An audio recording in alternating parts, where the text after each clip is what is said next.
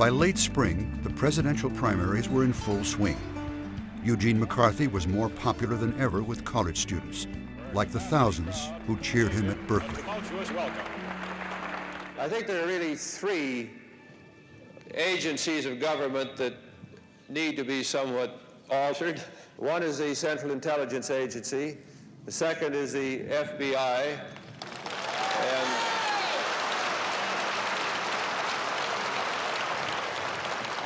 and the third are the draft boards under General Hershey. McCarthy supporters were suspicious of Robert Kennedy, who they regarded as an opportunist.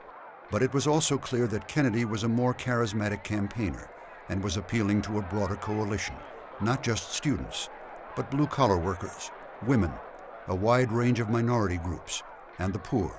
Kennedy himself was undergoing a dramatic political transformation. The man who was known as ruthless, who had been a hawk on Vietnam, was now calling for peace and becoming an advocate for the dispossessed. I think one thing that happened to him was that his brother was murdered. And I think that had a profound impact on him. On an airplane during the campaign, someone asked him, may have been Jack Newfield, what's your position on the capital punishment? Some issue had come up. And he said, I'm against it. And whoever it was said to him, well, when you were at the Justice Department, that wasn't your position, when you were Attorney General. And he said, well, then I hadn't read Camus. Well, what politician, first of all, reads Camus, and second, uses it as a reason for having changed a position? Albert Camus, the French existentialist, had written about the rebel spirit. And the Kennedy campaign, though run by professionals, began to take on an anti-establishment character. In California, Kennedy made common cause with Cesar Chavez and his farm workers' union. Well, I share that more romantic version of the Kennedy story. But again, it's one of those stories in which we project our own fantasies and our own hopes. The California primary was the showdown between Kennedy and McCarthy, the two candidates calling for change within the system, the two rebel spirits. On June 4th, it was Kennedy who emerged victorious. It was after midnight. The ballroom at the Ambassador Hotel in Los Angeles was jammed, the heat stifling. But Kennedy was at his best. What I think is quite clear is that we can work together in the last analysis, and that what has been going on within the United States over the period of the last 3 years, the divisions, the violence, the disenchantment with our society, the divisions, whether it's between blacks and whites, between the poor and the more affluent, or between age groups, or on the war in Vietnam, that we can start to work together. We are a great country, and a selfish country, and a compassionate country. And I intend to make that my basis for running and over the period of the next few months. The anti-war movement, the reformers, now had a presidential candidate who might actually win. The country wants to move in a different direction. We want to deal with our own problems within our own country, and we want peace in Vietnam. The minute he finished, I turned and walked through this pantry area on my way to where the press conference would be held, and Kennedy was right behind me. And I heard the shots ring out, and I turned, and he was already down and bleeding badly, and the place went crazy. It was an absolute scene of bedlam.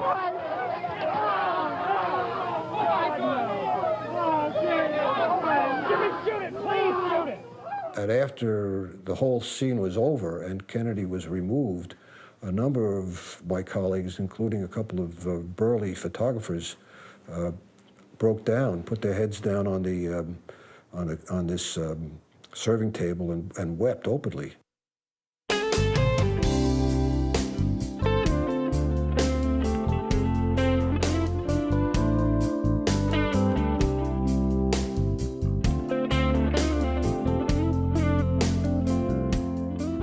An extraordinary thing happened when Kennedy's body was transported by train to Washington for burial at Arlington National Cemetery. Thousands of people spontaneously appeared along the tracks in silent tribute.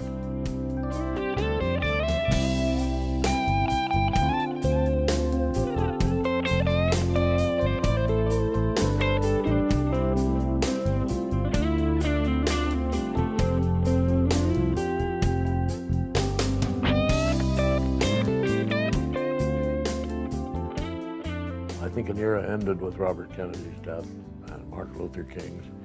An era in which we could have accomplished great things working together, and doomed us for some time, and we may still be in that time, to be shattered, fragmented, and something less than the people we could be.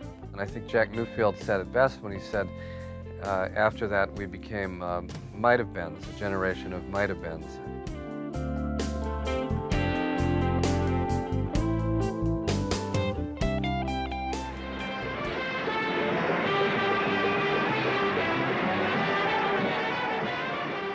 The Republican convention in Miami was a world apart, safe from turmoil.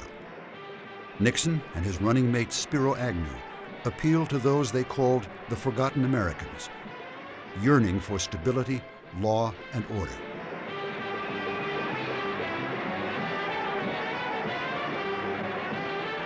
All of the crises of the 60s were coming together at once. The student, the anti-war demonstrations, the turning of the civil rights movement away from sort of nonviolent demonstrations to get laws changed to riots and quasi-revolution.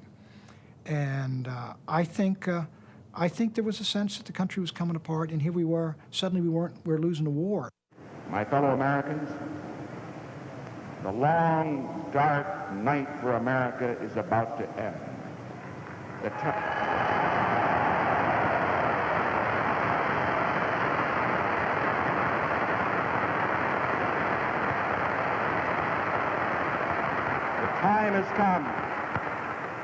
time has come for us to leave the valley of despair and climb the mountain so that we may see the glory of the dawn, a new day for America and a new dawn for peace and freedom in the world. But at the Democratic Convention in Chicago, the system was falling apart on national television. It was one of these dreadful and amazing confrontations where the forces that have been building for a long time come into collision. Leaders of the anti-war movement, Dave Dellinger, Abby Hoffman, and Tom Hayden, were determined to protest at the Democratic Convention. Richard J. Daley. Mayor Richard Daley, the last of the big city bosses, was not about to let that happen. Daley would not grant permits allowing protesters to march or hold rallies. And as long as I'm mayor of this town, there'll be law and order in Chicago. The city was an armed camp. There were 12,000 police, 6,000 Illinois National Guardsmen, another 6,000 Army troops, including some just back from Vietnam. There were never more than about 10,000 demonstrators, easily outnumbered by police and soldiers. Some of us felt, I was certainly one of them, that it was altogether likely that we would not come out of the week alive. Somebody was not going to make it through the week. Wednesday, August 28th, was the day everything exploded.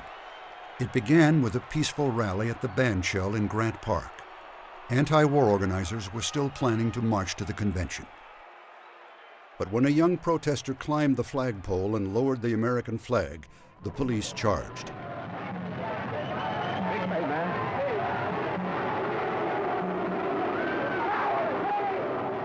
That afternoon at the convention, Democrats voted down the peace platform. For McCarthy and Kennedy delegates, it was a bitter defeat. Back on the streets, angry, frustrated demonstrators managed to reassemble in front of the Hilton Hotel, where the candidates had their headquarters. They were just as nasty and crude and awful and ugly as they could be. And you could see those cops were just sitting there seething with anger and resentment over it. Under the full glare of TV lights and cameras, the police attacked. They clubbed indiscriminately, protesters, reporters, bystanders. The official government investigation would call this a police riot.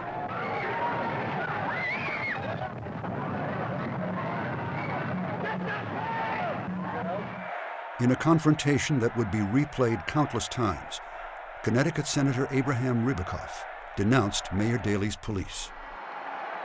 With George McGovern as President of the United States, we wouldn't have to have Gestapo tactics. in the streets of Chicago.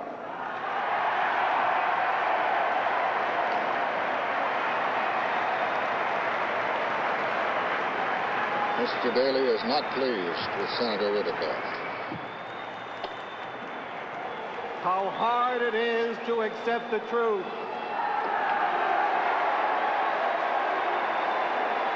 And he looked at Mayor Daley. That night, Hubert Humphrey won the Democratic nomination, but it was a hollow victory. You had Hubert Humphrey weeping in the shower from the effects of tear gas that was being spread in the park beneath the Conrad Hilton Hotel.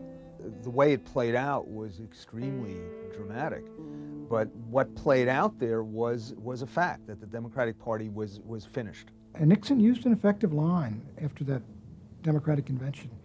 He said, look, if they can't unite their party, how can they unite the country? And he was right. But the truth was, I don't think anybody could have united us in 1960.